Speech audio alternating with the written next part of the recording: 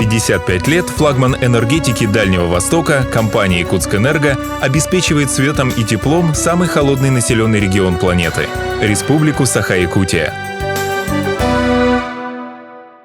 Если после захода солнца взглянуть на Якутию с высоты птичьего полета, она, подобно небу, усыпана мириадами звезд.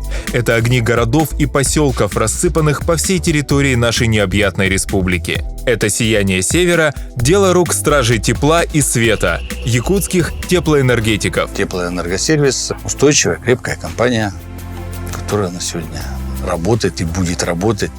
Наверное, тепло, сфера услуг для жизнедеятельности человека, она нескончаемая. Может быть, какие-то будут процессы там как-то изменяться, но мы, наверное, будем нужны всегда.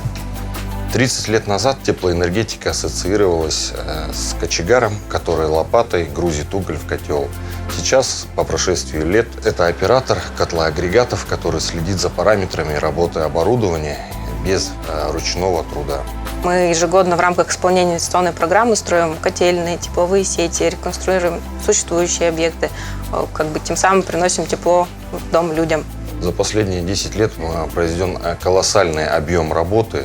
Практически в обществе не осталось ни одной ручной котельной. Последний мы будем закрывать в течение 2 лет. Заходили очень сложные. Это практически все строительство котельных. Это было котельные золотарей, которые начинали строить в 60-х годах, 70-х годах.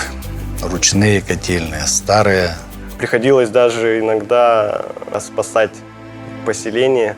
То есть у нас, как в школе, с 1 сентября по 15 мая мы сидим как на иголках. В любой момент можем выехать в любой район нашей республики, где там нехватка угля или погодные условия подвели.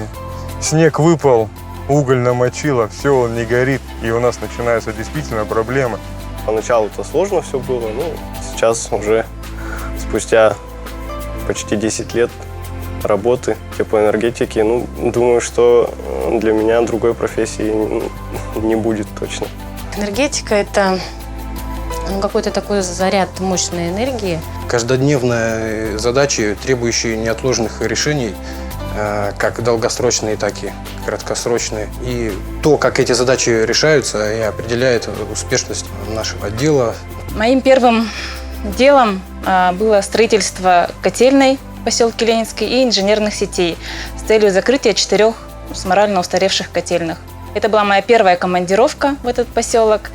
Мы тогда ходили по заснеженному поселку, измеряли все возможные варианты прохождения сетей, делали замеры, наброски. Мне это очень понравилось. Я поняла, что я нашла то, что я искала в жизни. Самое хорошее мне, что нравится, это то, что крупная компания, большой коллектив, это общение с людьми.